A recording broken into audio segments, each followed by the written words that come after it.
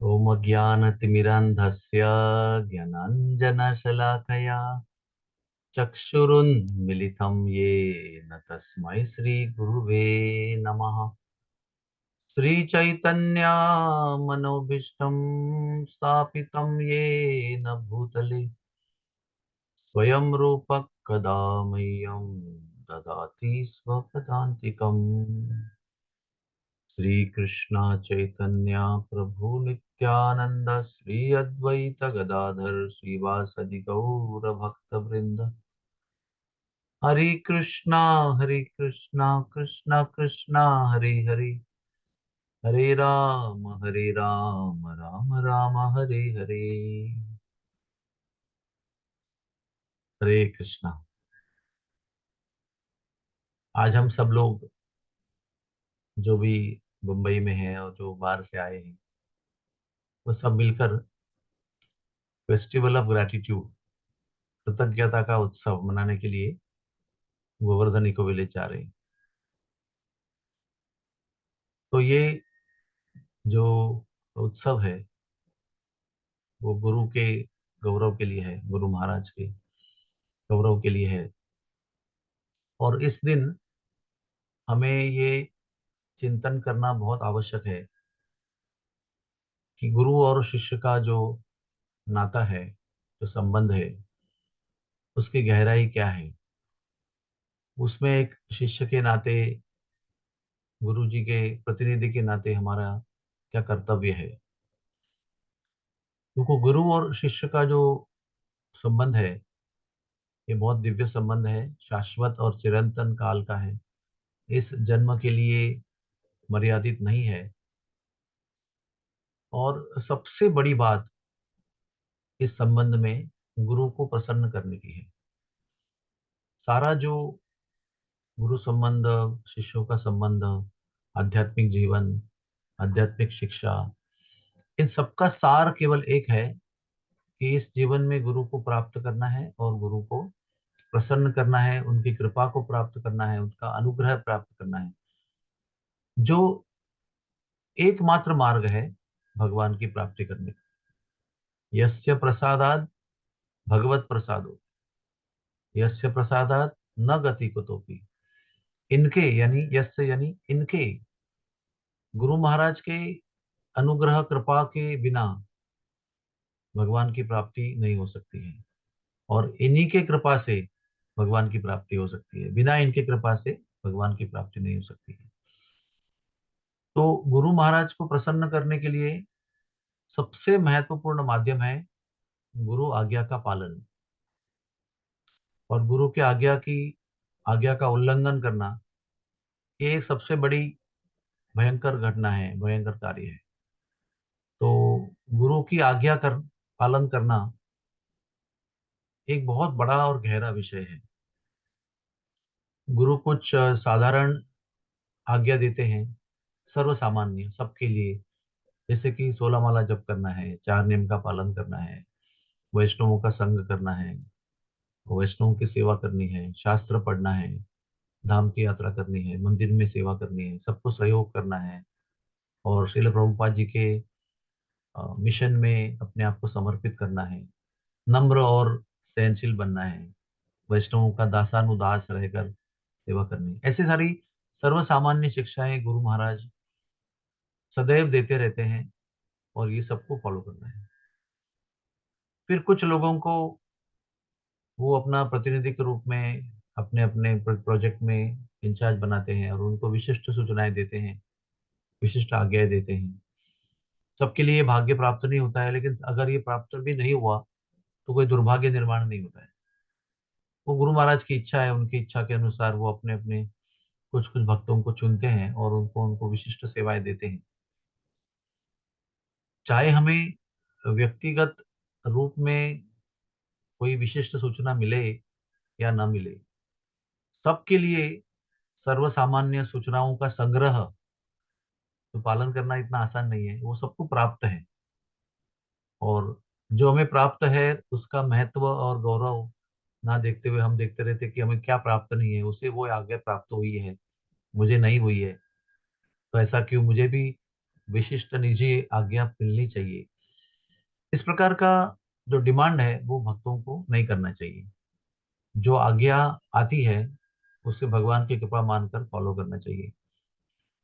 सामान्य तौर पर भौतिक जीवन में ये प्रवृत्ति होती है, जो हमारे पास है उसका मूल्य हमें नहीं होता, तो जो हमारे पास नहीं है उसके लिए हम तड़पते रहते हैं और उसके लिए हम दुख करते रहते हैं। तो वही प्रवृत्ति आध्यात्मिक जीवन में भी दिखाई पड़ती है। जब हमें विशिष्ट आज्ञा नहीं मिल रही है और सर्वसामान्य आज्ञा जो जनता को मिल रही है वो मुझे मिल रही है। गुरु आज्ञा ही होती है। उसमें ऊंच नीच का भाव नहीं होता है। गुरु आज्ञा ये एब्सोल्यूट परम सत्य है। उसमें कोई दर्जा नहीं होता है।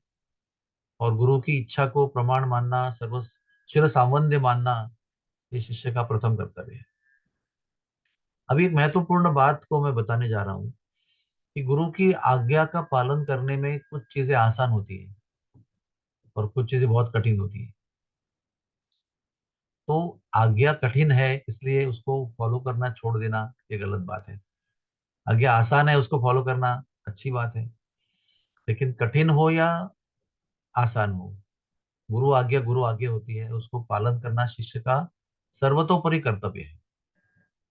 दूसरी बात, गुरु जी की कुछ इच्छाएं और आज्ञाएं ऐसी होती है कि जो पूर्ण करने के बाद में हमको शाबाशी मिलती है। वाह, बहुत अच्छा, बहुत धन्यवाद। हाँ, पीठ पर थपथपाने का अनुभव होता है। कोई सीनियर डिवोटी या कभी स्वयं गुरु महाराज भी आपको थैंक यू कह सकते हैं, आपको अप्रिशिएट कर सकते हैं और आपको लगता है वाह कितना अच्छा काम किया मैंने, बहुत अच्छी बात है। लेकिन कुछ आज्ञाएं ऐसी होती है जो पालन करने के लिए बहुत कठिन होती है और पालन करने में काफी संकोच भी होता है, कठिनाइयां होती है। लेकिन कठिनाइयां हो या आसानी हो, गुरु जी की आज्ञा का पालन करने का साहस और धाड़स, करेज सब में होना चाहिए। फाइनली वही परम सत्य है। वो मुझे क्या लगता है और मुझे सराहना क्यों नहीं मिल रही है, मुझे शाबाशी क्यों नहीं मिल रही है, मुझे डांट क्यों पड़ रही है गुरु जी से या गुरु जी के प्रतिनिधि से, इसको ना देखते हुए गुरु जी की आज्ञा हृदय से पालन करना बहुत जरूरी है। हम सब लोगों का रुख उस तरफ रहता है जिसमें अच्छी फीलिंग होती है, वो हम करना चाहते हैं। इसमें कष्ट होता है, डांट पड़ने की संभावना है या कोई कठिन अनुभव होने की संभावना है, उसमें हम लोग नहीं पढ़ना चाहते। तो ये जो स्व सुख का जो भाव है, स्व सुख की प्रवृत्ति है, वो आध्यात्मिक जीवन में भी दिखाई पड़ती है।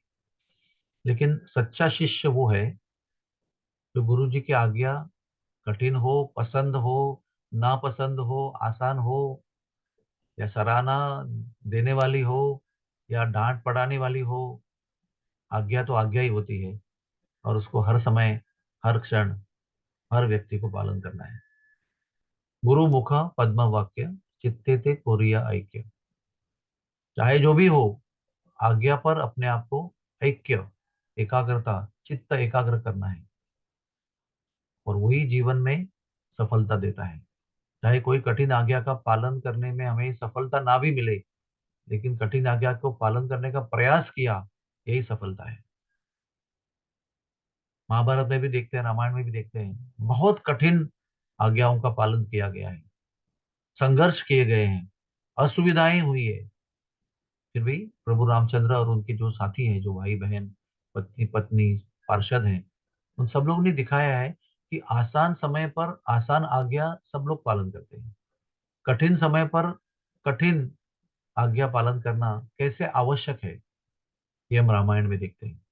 और उसी से परम कृपा जो है गुरु की वो प्राप्त होती है। आइए आज के इस व्यास पूजा के दिन हम सब लोग चिंतन करें कि क्या हम आसान आज्ञा ढूंढ रहे हैं ताकि हमको शाबाशी मिले, कि क्या हम दी हुई हर आज्ञा का पालन कर रहे हैं जो करने में कठिन है, असुविधाजनक है। और अगर हमारा निर्णय ये निकला कि आसान हो या कठिन हो, सराहना मिलने वाली हो या डांट पड़ने वाली हो, कोई भी आज्ञा जो है, अगर आज्ञा गुरु की तरफ से या गुरु के प्रतिनिधि की तरफ से आती है, जो बोनाफाइड रिप्रेजेंटेटिव्स हैं गुरु जी के, तो हमें उसको पालन करना है, तो सहयोग करना है। और इसी में रहस्य है गुरु की कृपा का। गुरु की कृपा इसी भाव से प्राप्त होती है। सामने सामने बार बार प्रकट करने से, उनका स्माइल मिला मुझे, उन्होंने मुझे देखा, उनकी माला मुझे मिली, उनका स्पर्श हुआ और उन्होंने गले लगाया, ये सब सारी चीजें महत्वपूर्ण नहीं है, अच्छी है, लेकिन दूर रहकर भी, सामने न आते हुए भी गुरु जी की आज्ञा का पालन करते रहना उनकी प्रसन्नता के लिए, ये महान भक्त का लक्षण है। आइए सब हम लोग ऐसे श्रेष्ठ भक्त बने जो सुपरफिशियल ना हो, जो डीप हो, गहरा हो, और भक्ति में प्रगति करने के लिए मदद करने वाला हो, दिखावे के लिए ना हो, लेकिन वास्तविक रूप में हृदय के स्तर पर, आत्मा के स्तर पर हमारी गुरु भक्ति निर्माण हो। यही हम प्रार्थना करेंगे और यही सबके लिए शुभकामना करेंगे। हरे कृष्णा कृष्ण कृष्ण हरे हरे, हरे राम राम राम हरे हरे। अगर कोई किसी का प्रश्न है तो हम उत्तर देने का प्रयास करेंगे।